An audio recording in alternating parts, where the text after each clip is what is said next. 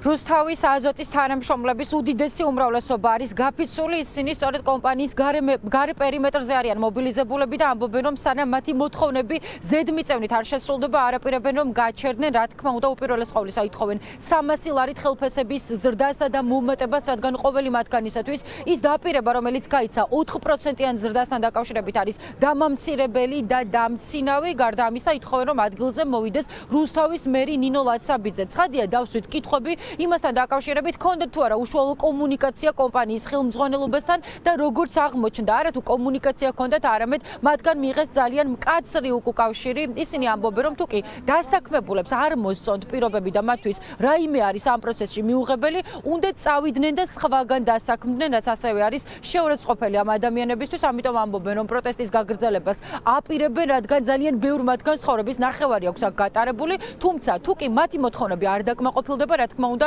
შეაჩერებენ აქ მუშაობას და ალტერნატიულ გზებს მოძებნიან, რადგან ფიზიკურად უკვე შეუძლებელია მათთვის ამ ადამიანებთან, ამ ხელმძღვანელობასთან კომუნიკაცია ამ ფორმატსა და სტილში.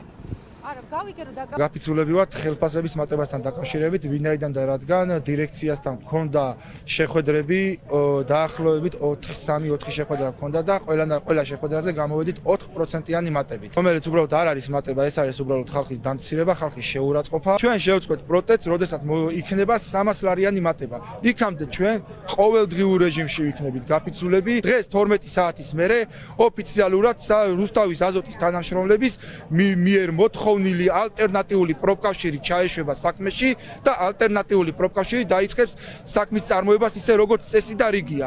ცენტრალური პროფკავშირი კიდევ ერთხელ მოგიწოდებთ, არავითარ შემთხვევაში არ გაბედოთ აქ მოსვლა, თქვენ აქ ვერ მოხვალთ, თქვენ აქ ვერ გაჩერდებით, ამ საქმეში ვერ ჩაერევით. აზოტში მომუშავე ადამიანისთვის 40 ლარის აღება მართლა სამარცხვინოა, თუნდაც იმიტომ, რომ 4000 კაცი მუშაობდით აზოტში, დავრჩით 1900 კაცი სადღაც და ამ 4000 კაცის მაგივრად უკვე ამ სამსახურის და ამ სამუშაოების შესრულება გვიწევს 1900 ადამიანს. ეს იყო ადამიანების ამ სიტყვის სრული მნიშვნელობით მასხარად აკდებას.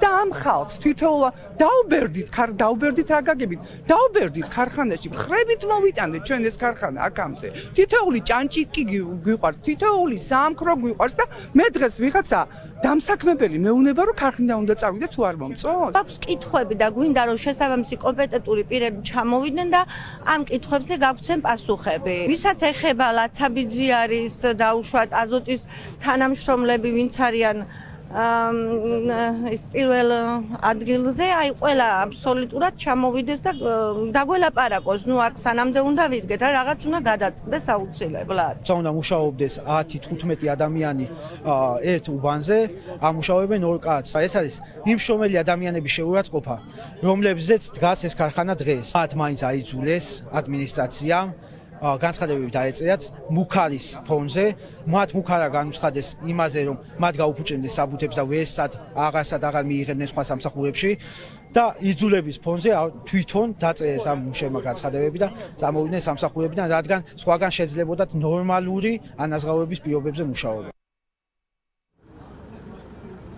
აქ გამოჩნდა კომპანიის ხელმძღვანელობაც, ჩვენ რა თქმა უნდა დაუსვით კითხვა, აქვთ თუ არა სურვილი რომ გააკეთონ კომენტარი და ზოგადად რა სიტყვიანი მუქარასთან დაკავშირებით, რომელიც გაჟღერდა სამსახურიდან ადამიანების გაშვებასთან მიმართებით, გვითხრეს რომ ამ ეტაპზე კომენტარის გაკეთება არ სურთ და ეს ყველაფერი მოუცლელობით ახსნეს, თუმცა სამომავლო პერსპექტივის თვალსაზრისით განაცხადეს, რომ შეიძლება მოგვიანებით გაკეთდეს კიდეც კომენტარი. თანამშრომლები გაჩერებას არ აპირებენ, ისინი აგრძელებენ გაფიცვასა და პროტესტს, ხოლო რაც შეეხება კომპანიას რამდენიმე სტუდ გეტყვით იმასაც, რომ ის შედის ინდურამას შემადგენლობაში და მათ შორის დასაქმებული ადამიანების მიმართ გაჟღერდა მუქარა, რომ თუკი ისინი არ შეწყვეტენ პროტესტს, აუცილებლად მოხდება მათი ჩანაცვლება.